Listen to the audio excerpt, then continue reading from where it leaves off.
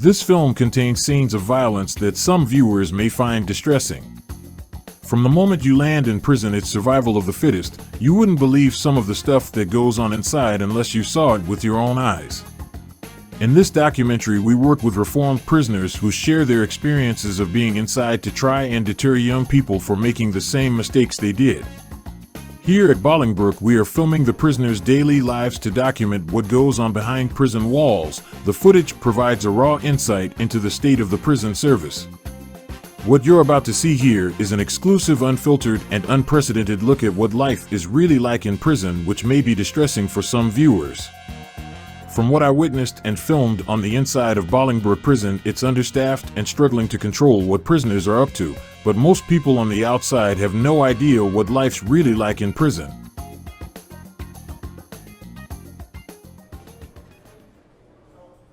What would you say to people outside saying prison is easy? Shit, I mean, kinda is easy for me at least. I used to run this place, you know, but of course times have changed. I mean, if you're a normal person coming in here, I don't know, it might be hard for you, but people like me, you know, we were built for this life, you know. I've been institutionalized, like I said before I even got in these cells, so it ain't nothing to me, man. If you show me respect, I'll show you respect, but if you don't, you're gonna be out here in a fucking gurney. Prison is like everywhere else, except it plays a bit more on respect inside, because obviously with the limit to what you have available and the scenario that everyone's in, respect is it carries a bit more weight when you're inside. So if you're respectful, you pull your weight. You know what I mean? Everyone plays a part, and it's what you make. Talking about easy, man. Come down here and I'll show you easy, man. I'll give you a quick headbutt to the jaw, man. How do you think people on the outside perceive prisoners? You know, to be honest, I think they think we're animals. I mean, I would too, with all the crimes we've done, but I mean, shit, you know, that's what you get for acting like an animal. But I mean, I can't blame us, you know, a lot of us have been institutionalized before we even gotten here. This ain't anything new, these cells, doesn't matter to me. I've already been in rooms and cells on the outside, you know. I've already seen horrible things. It depends, you know what I mean? Obviously, a lot of people are going to have different outlooks depending on their background, if they've been to jail before, stuff like that. Obviously, it's something that's frowned upon in society. For the most part, obviously, you're not going to want to have it on your resume. So I guess it would inspire fear through most of the common folk, someone who has never been through the court system or the jail system. I'm not gonna even like lie about it, man, but they all think we're off our nut, man, you know what I mean? Like, you come in here, the new yin's fucking shit scared and that, man. I'm like, calm down, man. Fucking calm down, I'll fucking batter you. Prison perspective, man, isn't it? Just, it's not a good thing, you know what I mean? They think we're dafties, alright? That's... What are the do's and don'ts of prison? Do's and don'ts, man. Do's and fucking don'ts, right? First of all, you do as you're told, alright? You do what I say, alright? Did I make that fucking clear? What you don't do, disobey what I say. You know what I mean? Biggest thing I would stress is just be respectful. You got people in here that are doing life, and they don't get to see home again. So I'd say count your blessings and just mind your business and be respectful. Get through your time. If you're lucky enough to have an end date. Biggest thing is just respect. Respect is huge in here, and disrespect can go wrong for you. Do's and don'ts in prison. Well, I think it's pretty simple. You know, you just respect each other. You don't start bullshit. You don't go around starting stuff. You know, and if you need a fight, you gotta be ready to fight, man. A lot of people come in here and they're scared to fight. Just get those fights out the way, and you'll be good, man. Obviously, don't snitch and all that. And I think you'll be having a good time, man. It's pretty simple. Respect others. How does snitching work in jail? It works exactly how it's expected to work. Someone who's in here obviously isn't in the good graces of police, so working with police doesn't really make the most sense. I'll be honest, if I heard someone speaking to an officer and they mentioned my name, I would not hesitate to say they will not be seeing the sunrise again. Easy answer. It doesn't. Don't try it, don't talk about it, don't do it. And if someone comes in here with dirty paperwork, we're gonna get on them faster than shit. Faster than a child molester, man. That's a tough one, man, you know what I mean? Because Somebody didn't give me drugs, man. I fucking stitched on the cunt, man. You know what I mean? Fucking got him locked up in the hole, man. He got put in there for about, what was it, 20 months, 15 months, man. He was fucked, man. I couldn't even think about being in there, mate. I'll be scratching my face, fucking it, man, up, man. I'll lose it, man, if I was in there. But I stitching, man. If you didn't give me what I need, man, I'm sorry. But you're going to the hole. All hell can break loose at any time. Even the guards are not safe due to low numbers in staff and high rising arrests. As you can see in this never seen before footage, the inmate rule over all law enforcement at any time. The inmate has the officer by the throat in this horrid closed-circuit television footage, as the other inmate opens the gates with the officer's keys. All police can do is stand back and wait for the right time to take action, as the officer's life is in grave danger. They need to try and avoid the officer being hurt at all costs, as he is one of their own. Police fatal shootings are more than common, and the numbers are rising. This next clip may be hard for some viewers, so viewer discretion is advised. As you can see, this prisoner will not break out again anytime soon. With a 12-gauge buckshot in the back, he will remain in the ICU for a little while. Hopefully it's the last time he tries to take an officer's life. Now the officers use a strange tactic here to subdue the inmate. They shoot down his hostage to remove any leverage he may hold over the officers. But in doing so, they have performed a successful arrest and have the inmate in custody, where he belongs due to his extensive arrest record and high amount of prison escapes. This inmate has earned himself a good time in the prison's solitary confinement, where he will have a lot of spare time to reflect about what he has done and maybe do some rehabilitation of his own. He is no stranger to the hole. This particular prisoner has made this his home. He will remain here until his decision to be moved over to death row is finalized. His days are numbered and he will remain here permanently.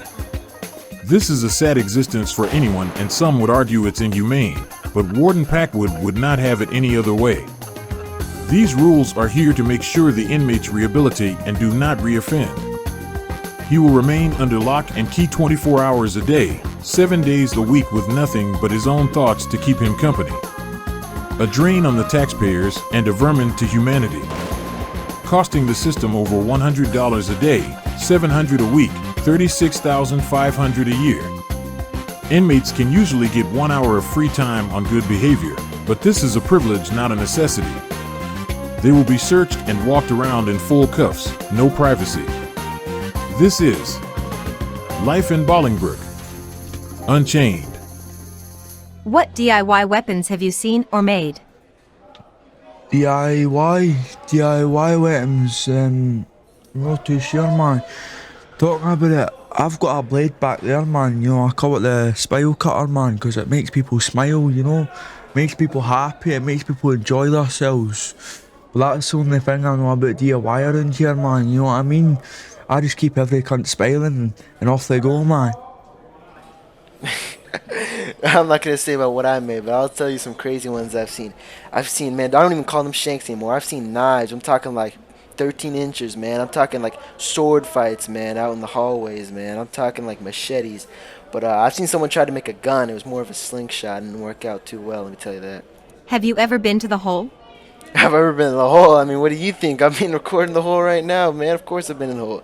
But if you're asking before this, man, I've been in there, in and out, all my time here, man. I mean, there's no such thing as good time, you know? Have I ever been in the hole? What a fucking question is that, man? Get fucking here, I'm not answering that, man. I've never been in that fucking hole. And if I was in that hole, it would be your fucking Moz hole, alright? You dafty, man. What is your longest time in the hole? Longest time in the hole, man? Let me tell you, I think it's been about 20 or 19 years, man. You know, I made a stupid mistake, and, you know, I don't really want to talk about it, but I'm just hoping that, you know, the government, the warden will just let me out of here, man. We all make mistakes. I'm just trying to be back in general population, you know? I mean, I think I've done a lot for this prison, you know, despite all the bad, and I just, it's been a while, yeah. The longest was for a whole year. They left me in a hole because when I first arrived, he tried to put a spit muzzle on me. so I attacked 15 guards at one time. Luckily, I stripped naked and covered myself in oil, to increase my chances, you see. I got 10 out of 15 guards that day.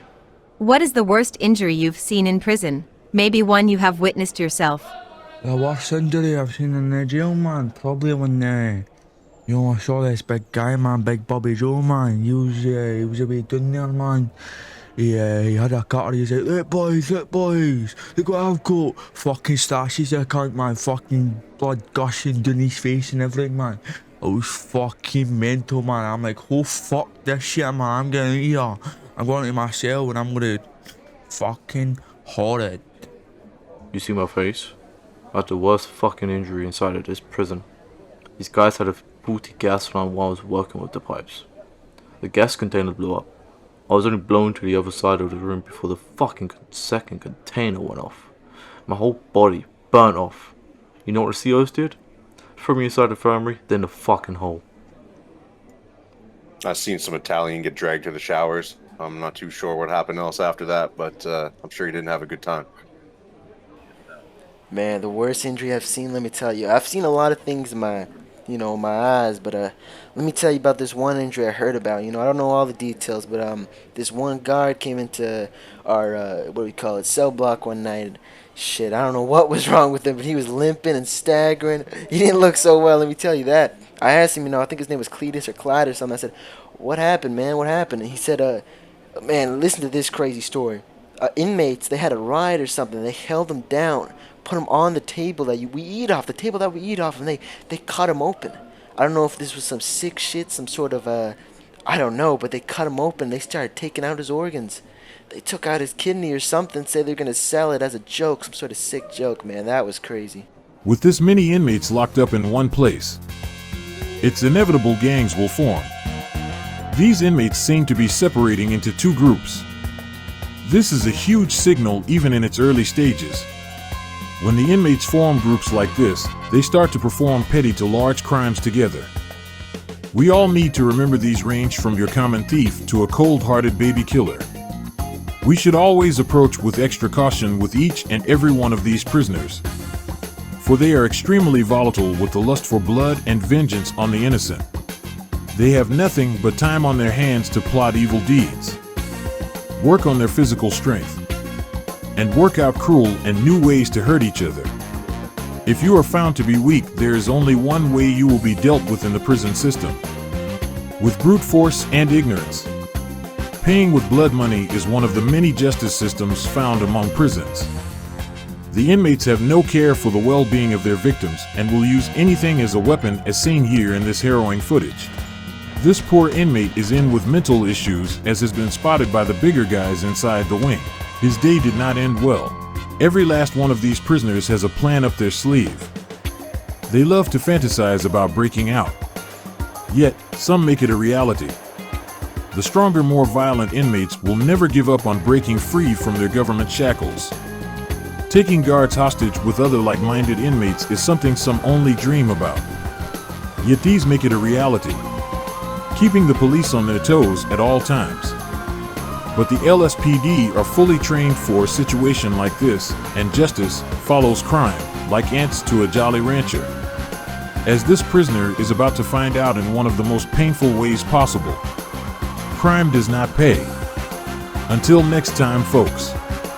And remember, no one is above the law, and you will be caught, sent to prison, and be in our next episode.